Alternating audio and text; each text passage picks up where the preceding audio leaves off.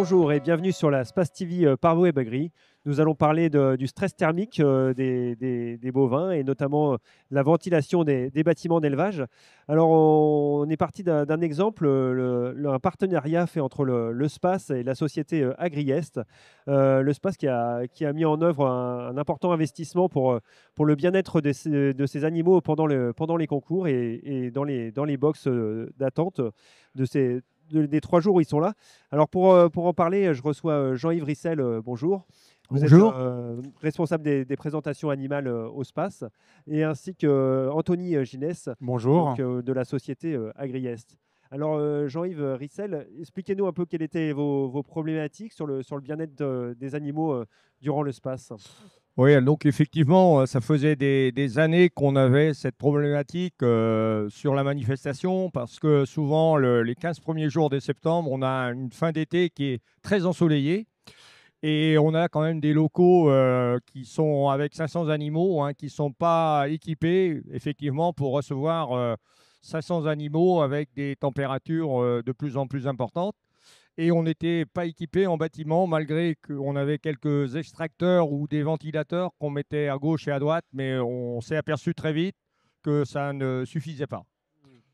Et en plus, on reçoit pas n'importe quels animaux. Il y avait des animaux quand même en souffrance quand il y avait eu des gros coups de chaud, quand c'était Ouais, l'été indien de septembre. ouais, parce que effectivement, le SPACE aujourd'hui, enfin, il faut peut-être le rappeler, parce qu'il y a beaucoup d'éleveurs qui ne le savent pas ou de gens qui visitent, c'est on a un numéro d'élevage, hein, comme tous les éleveurs, et que toutes les interventions qui sont pratiquées pendant le SPACE, à tous les éleveurs, quelle que soit l'heure, on a une ordonnance. Et tous les soins aux animaux sont faits par un vétérinaire. On n'admet pas que l'éleveur puisse piquer une vache tout seul.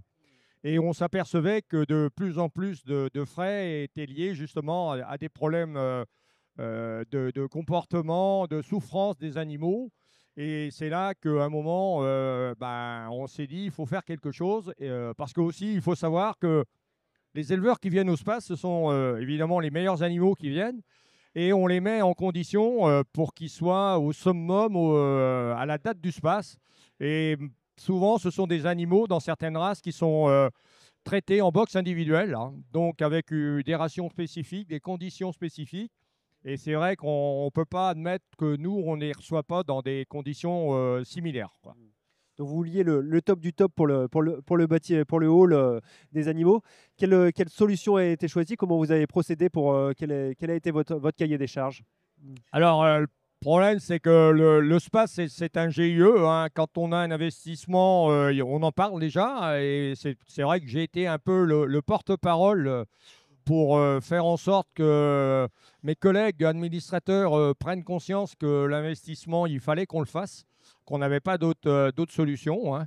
Et donc, l'année dernière, hein, ils nous ont donné le feu vert, hein, avec une enveloppe pour mettre en place donc ce qu'on a mis en place, les 38 ventilateurs.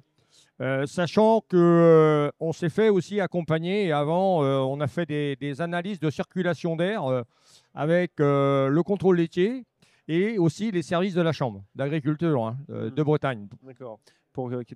Au final, après étude de marché, c'est la société Agriest qui a été choisie pour équiper le bâtiment. Anthony Ginès, qu'est-ce que vous avez proposé au SPACE? Alors nous l'idée, c'était de nous appuyer sur nos connaissances en termes de bâtiments d'élevage, parce que la base, c'était le confort des animaux. De nous appuyer sur les travaux qui ont été réalisés par le contrôle laitier, mais aussi de prendre en compte toutes les contraintes techniques et toutes les contraintes liées en fait à l'accueil du public. Hein, on n'est pas sur des bâtiments d'élevage, donc il a fallu prendre en compte tous ces éléments. Et Oui, l'idée, le hall n'est pas du tout fait comme un bâtiment d'élevage. Ouais. exactement. Et il y a des contraintes sur lesquelles on peut pas, voilà, la hauteur, le placement des ventilateurs. On travaille sur des placements beaucoup plus bas en règle générale dans les bâtiments d'élevage. Donc on a retravaillé la fixation des ventilateurs. Et le but final, c'était d'avoir des flux de ventilation, puisque pour agir sur le stress thermique, principalement, on ne va pas agir sur la température du bâtiment, mais on va agir sur le ressenti de l'animal.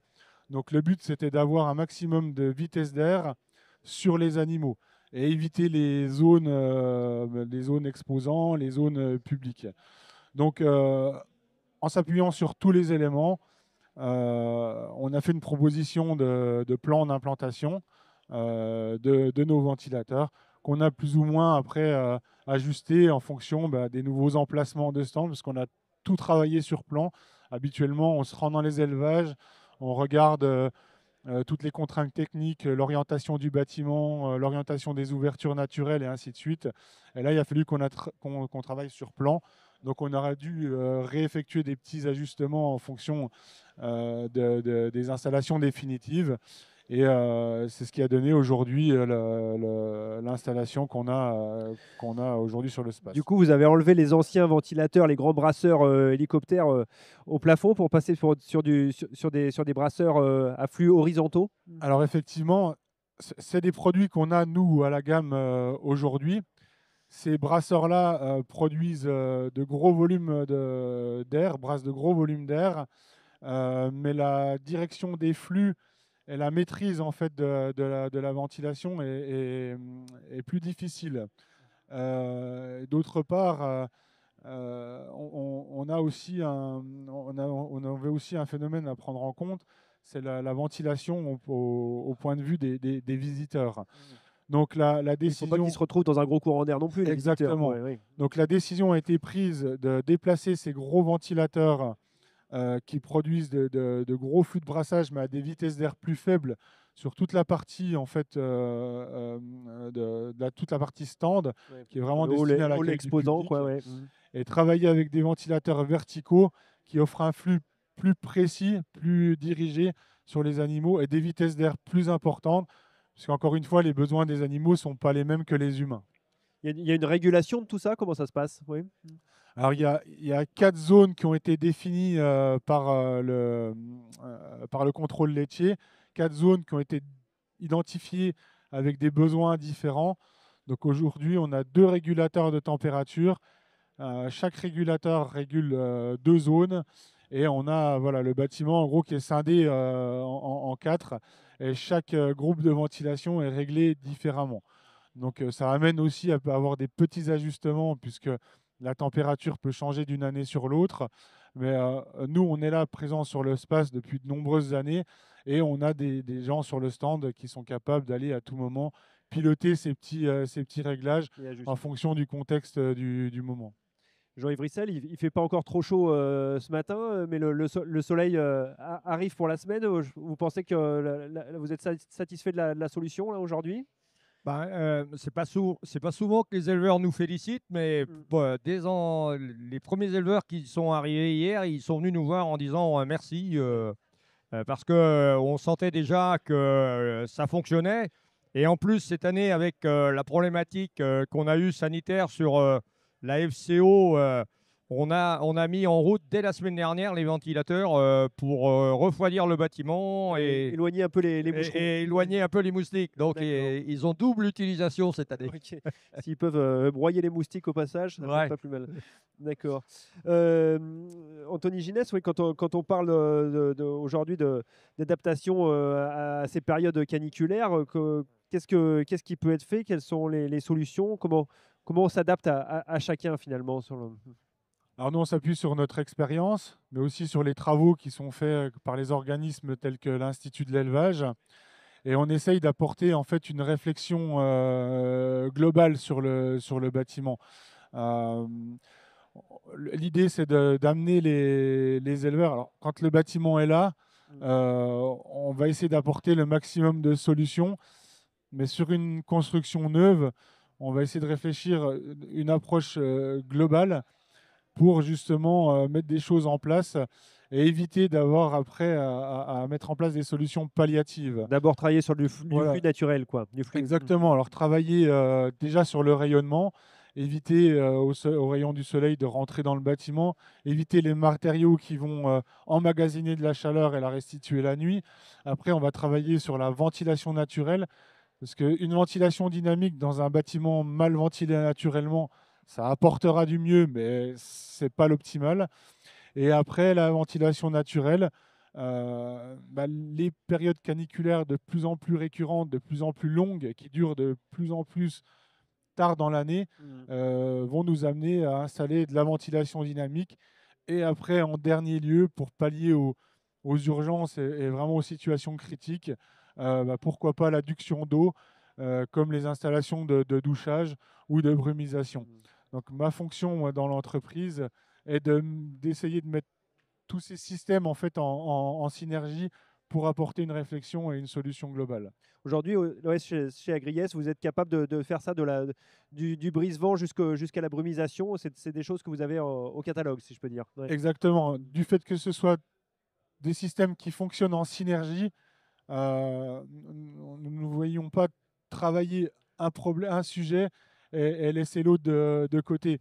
Et ça nous apporte, on est une société commerciale, et le fait d'avoir cette approche globale, d'avoir tous les produits à la gamme, nous apporte aussi de la crédibilité. On ne va pas pousser vers un produit plutôt qu'un autre pour des intérêts commerciaux. L'intérêt que nous mettons en avant, c'est avant tout l'efficacité et le bien-être animal, le bien-être de l'éleveur et aussi le bien-être économique de l'éleveur, parce qu'il faut aussi intégrer tout ça dans un contexte socio-économique. Vous, Jean-Yves Rissel, en tant qu'ancien éleveur, prendre en compte cette problématique du confort thermique des animaux, c'est quelque chose qui vous parle aujourd'hui, qui devient nécessaire Moi, je pense qu'aujourd'hui, c'est indispensable. Enfin, je suis encore ça puisque j'ai mon fils qui m'a remplacé. Et effectivement, quand je vois l'équipement aujourd'hui qu'on peut mettre à la disposition de nos bovins, c'est... Aujourd'hui, quand on ouvre les portes avec des barrières de tri, à une certaine température, vous n'avez pas une vache qui sort. Hein. Ah oui. Et je trouve ce qui est agréable en plus, c'est que dans les bâtiments qui sont super bien ventilés, vous n'avez pas de mouche, vous n'avez rien. Et on sait aussi très bien que j'en ai discuté avec des gens un peu aussi spécialistes, hein, comme la société là, qui me disent que la FCO circule beaucoup moins vite dans des bâtiments super bien ventilés que des animaux qui sont en pleine campagne ou en pleine canicule, quoi. Ouais. Donc, c'est des choses que les éleveurs de demain prendront en compte et prennent déjà en compte, mais je pense que ça sera de plus en plus vrai, quoi. Tout à fait. Eh bien, Jean-Yves Rissel, Anthony Ginès, je vous remercie. Puis on ira voir comment les vaches se comportent ce soir quand les températures auront augmenté un peu. Merci à vous. Merci à vous. Merci.